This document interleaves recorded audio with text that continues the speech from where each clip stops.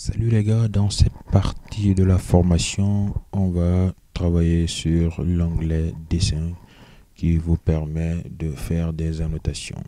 Lorsque vous avez donc votre document et vous le partagez, on l'a vu dans les précédentes vidéos, si vous le partagez avec vos collègues, vous pouvez donc discuter ou annoter. Vous pouvez me faire un suivi de modification. On l'a vu donc tantôt dans l'onglet ici révision, suivi de modification où vous pouvez appliquer à vous seul ou à plusieurs membres du groupe et ensuite partager à vos amis ou à vos collègues, d'accord? Ici, lorsque vous avez un document avec du texte ou en tout cas un document sur lequel vous travaillez, vous voulez faire des annotations, vous avez inséré des éléments comme des images, des graphiques. On a vu tout ça dans les vidéos précédentes. Donc, vous voulez faire des annotations, mentionner des éléments dans le document et ensuite faire savoir à votre collègue. Vous pouvez utiliser cet onglet dessin. Je vous le dis tout de suite, voilà, parmi vous, certains diront, ah, ils n'ont pas cet onglet dessin, d'accord? Je l'ai montré dans les vidéos précédentes. On peut ajouter d'autres onglets ici dans les options de Microsoft Word. Il suffit de venir sur Accueil, aller donc dans les options et dans la personnalisation donc du ruban, d'accord? Ici. Dans cette partie, vous avez personnalisé le ruban avec des onglets principaux, avec tous les onglets et les onglets d'outils, d'accord? Ici, vous avez un ensemble d'onglets qui s'affichent. Donc, je déplace un peu la fenêtre pour que vous voyez les onglets. Référence, révision, l'onglet développeur. Donc, tout ce qui est coché, ce sont des onglets qui sont affichés là. Par exemple, dessin, vous voyez l'onglet, il est là, il est coché, donc il est actif. Vous pouvez donc le décocher. Ensuite, donc, lorsque vous validez, il va disparaître. Donc, si vous n'avez pas cet onglet-là chez vous, c'est qu'il est décoché. Donc, vous venez là, vous le cochez. L'onglet développeur, donc, si vous avez besoin de cet onglet-là aussi, vous le cochez. Ensuite, vous pouvez donc valider. Voilà. Donc, ça, c'est une option plus rapide ou faire un clic droit ici, personnalisation du ruban et aller directement faire, voilà, cocher et puis valider sur OK. Maintenant, c'est réglé. Je pense que tout le monde est au même niveau. Vous avez l'onglet et vous avez donc cette possibilité-là. Il se peut que vous n'avez pas, puisque moi j'utilise ici Microsoft 365, il se peut que vous donc n'avez pas cet onglet, peut-être avec voilà votre version, disons de parenthèse craquée, voilà. Donc ça peut arriver, mais allez-y, faites ce que j'ai fait et normalement vous devez le voir et cliquer sur l'affichage avec la version que nous avons là. Et puis vous avez donc un ensemble de fonctions ici, des outils de dessin, des outils de conversion, des outils mathématiques, l'insertion et la révision.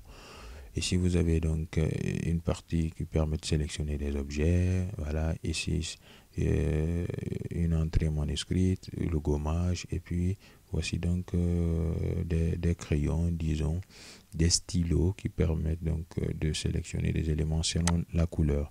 Ici, quand je prends cette partie, et puis je peux déballer, voir la couleur que j'ai besoin et puis le type d'épaisseur que je peux donc choisir ici.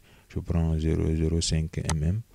Vous voyez donc directement la forme. Voilà. Voilà. Donc ici, je prends celui-ci. Et dans cette partie-là, moi, je veux annoter voilà, cette partie. Dire par exemple, voilà, attirer l'attention de mon collègue par rapport à ce mot ou à donc directement ce paragraphe-là. D'accord? Ensuite, voilà, vous pouvez choisir donc d'autres stylos et puis vous pouvez choisir la couleur que vous voulez. Par exemple, moi avec la couleur bleue que j'aime, vous pouvez choisir ou utiliser d'autres couleurs comme si vous étiez avec voilà, le style de couleur Photoshop ou d'autres couleurs. Donc là, vous sélectionnez l'élément et puis il n'y a pas de souci. Il y a un outil de gommage ici que vous pouvez utiliser pour effacer l'élément, d'accord? Ici, vous avez donc l'autre pinceau jaune que vous pouvez encore utiliser. Et puis là, vous sélectionnez la couleur. Vous voyez donc ici, vous pouvez directement faire ça sur une partie de votre texte. Ici, c'est le pinceau de couleur bleue. Déjà, il y a l'onglet Aide qui s'affiche là, que vous pouvez consulter si vous êtes automatiquement connecté. Voilà. Donc, celui-ci, il peut, voilà, vous montre ici les mouvements d'entrée manuscrite. Ici, supprimer des mots, sélectionner des mots, ajouter une nouvelle ligne. Voilà, là, c'est un onglet qui vous permet de vous montrer, voilà, quelques astuces d'utilisation. D'accord? Et si par exemple moi voilà, je sélectionne cette partie de l'image, dire que voilà, je suis pas d'accord, ou bien de modifier cette partie, vous pouvez donc le faire sur l'image aussi. Voilà. Donc on revient sur l'outil de sélection. Vous pouvez maintenant sélectionner, voilà, cette partie-là, et vous l'avez comme une forme. Vous avez donc l'onglet forme que vous pouvez, et voilà, appliquer, modifier, voilà, tout ce que vous avez fait auparavant avec cet onglet-là. Reculer, l'habillage, la rotation, comme vous le voulez, d'accord? Ensuite, vous pouvez le maintenir là et maintenant, vous pouvez ensuite partager votre document. C'est extrêmement important de faire ces annotations-là pour le partage. C'est comme si vous étiez avec le suivi de modification.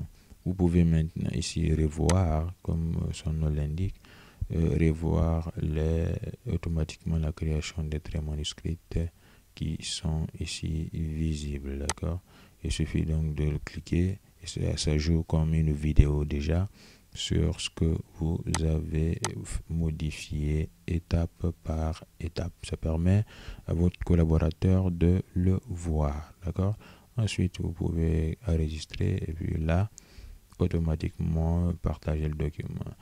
Quand vous utilisez l'outil sélection, qu'est-ce que vous remarquez? Vous avez la possibilité de sélectionner donc une annotation manuscrite, cliquez sur ce pour le supprimer, ou utiliser donc le gommage. Là, vous le sélectionnez, vous avez donc ici le curseur, vous amenez directement sur voilà, l'annotation et puis vous le supprimez carrément. Autre chose qu'on peut ajouter, on va aller sur ce groupe convertir. Vous voyez ici une fonction mathématique qui permet de faire la conversion des expressions manuscrites en texte. D'accord? Il suffit donc de le sélectionner. Vous voyez donc ici avec cette fenêtre là, la magie, on a donc cette possibilité d'écrire comme si nous avions une feuille, un stylo devant nous. D'accord? Ici par exemple là, moi je mets ici, vous voyez, je mets ici, voilà, au contrôle manuscrit ne reconnaît pas mon 2, c'est disons que c'est mal écrit. Qu'est-ce que je fais? Je réponds, je fais comme ça, voilà, là il reconnaît mon 2. À supposer, est-ce qu'il va reconnaître mon pi? Donc je fais comme ça, voilà, vous voyez, il reconnaît aussi mon pi, d'accord? Je mets ici plus 3. Est-ce qu'il va... Voilà, il reconnaît 3. Je mets moins. Je mets par exemple là X. Là, ici, il reconnaît, d'accord? Plus... je vais mettre 5. Voilà. Et le texte manuscrit que j'ai donc voilà, saisi ici est automatiquement reconnu par le contrôle de saisie. Vous avez donc la possibilité, si ça ne vous convient pas, de gommer, de sélectionner, donc de corriger. Voilà. Lorsque c'est bon, vous pouvez maintenant cliquer sur insertion. Là, vous avez mis donc la ligne, il insère automatiquement la fonction. C'est extrêmement intéressant de le faire comme ça, au lieu de se casser la tête à chercher des symboles, à donc voilà, écrire des fonctions directement sur le document. Donc ça vous permet donc de gagner en temps. Vous avez quelque chose en tête, vous l'écrivez et puis la fonction manuscrite, le contrôle directement transforme l'élément dont vous avez besoin.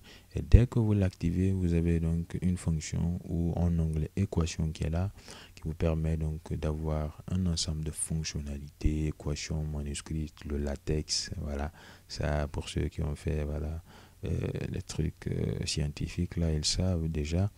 Et c'est la conversion donc en puissance, voilà, plus ou moins, et puis voilà, vous voyez les tildes, et puis la racine carrée, voilà. On va pas rentrer dans ces fonctions là. On a, voilà, malgré que les mathématiques nous poursuivent partout, mais on va laisser ça, voilà, depuis le lycée. Et donc, vous voyez la fonction, elle est là. Vous pouvez maintenant donc appliquer vos modifs comme vous le voyez, et puis vous n'avez pas donc de soucis à vous faire. Il suffit maintenant là de sélectionner l'élément, ajouter la fonction que vous voulez, voilà, les fractions, ainsi de suite. C'est extrêmement important. Voilà, donc si vous avez donc des manuscrits que vous voulez supprimer, il suffit d'utiliser l'outil sélection ou sélection donc manuscrite là avec là c'est comme ça, donc vous avez la possibilité de sélectionner l'élément et puis cliquer sur ce pour le supprimer. La fonction ici revoir permet de revoir tout ce que vous avez fait tantôt et pour visualiser les différentes étapes que vous avez effectuées. Voilà ce que je voulais vous montrer dans cette partie-là. J'espère que vous avez aimé, vous avez réussi donc à le faire. Sinon, n'hésitez pas à me contacter, à m'écrire en commentaire et on se retrouve dans la prochaine vidéo. Et merci. Ciao.